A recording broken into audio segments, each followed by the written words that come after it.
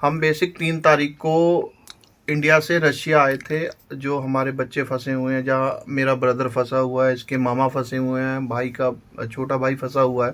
तो उनको खोजने के लिए हम यहाँ आए हैं, क्योंकि पिछले 1 साल से हमको उनका कुछ पता नहीं है। तो हम बेसिक अपने तौर पे खुद यहाँ पे आने की कोशिश की, मगर हमने मॉस्को एम्बेसी में नहीं बताया था। हमने इंडियन अथॉरिटी को बता दिया था कि हम रशिया जा रहे हैं, तो यहाँ हमको रोक लिया गया। तो उसके बाद 4-5 घंटे बाद उन्होंने हमको छोड़ा, क्योंकि वो भी तब छोड़ा जब हमने इंडियन एम्बेसी को यहाँ पे बोला कि हम लोग ऐसे ऐसे करके अपनों की खोज में यहाँ रशिया आए हैं मॉस्को में। तो हमको उन्होंने आके छुड़वाया है। यहाँ बोल दीजिए कि उन्होंने आके यहाँ से पास आउट करवाया है। तो ये बहुत बड़ी हेल्प की उन्होंने हमारी। तो बेसिक उसके बाद हमने क्या नाम है, एक हॉस्टल वगैरह ले रखा है, जिसमें हमने रहने सहने का अभी किया भाग दौड़ करने के लिए।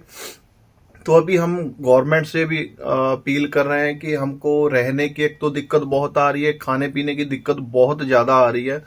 क्योंकि खोज तो हम चलो पता तो लगा ही लेंगे, किसी ना किसी तरह पता चल ही जाएगा उनका कि हैं किस कंडीशन में हैं, कहाँ हैं, पता तो चल ही जाएगा। मैं गवर्नमेंट से, भारतीय गवर्नमेंट से अपील करना चाहूँगा कि हमारे रहने और खाने का कुछ ना कुछ कर दिया जाए, जहाँ दोनों में से एक चीज़ कर दी जाए तो हमको बहुत ही उससे मदद हो जाएगी, क्योंकि यहाँ खर्चा बहुत ज़्यादा है।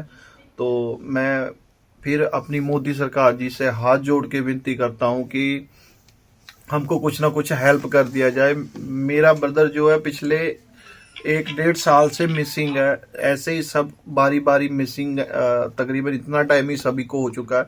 इनके फादर की तो डेथ भी हो चुकी है जून में। हमारे फादर, मैं अजय, आजमगढ़ यूपी से हूँ, और हम लोग 3 तारीख को रसिया आए। एयरपोर्ट पे हमें रोक लिया गया 5 से 6 घंटे। फिर हमने एम्बेसी को कॉल की, एम्बेसी वहाँ पे आई, एम्बेसी हम लोगों को वहाँ से निकलवाई। मैं एम्बेसी का इतना शुक्रिया अदा करता हूँ। और उसके बाद हम लोग एक होटल अरेंज किए हैं, जिसका रेंट बहुत कॉस्टली है। हम लोग यहाँ पे खाने पीने की बहुत दिक्कत हो रही है, और रहने का जो रूम रेंट है वो भी हम लोगों को बहुत महंगा पड़ रहा है।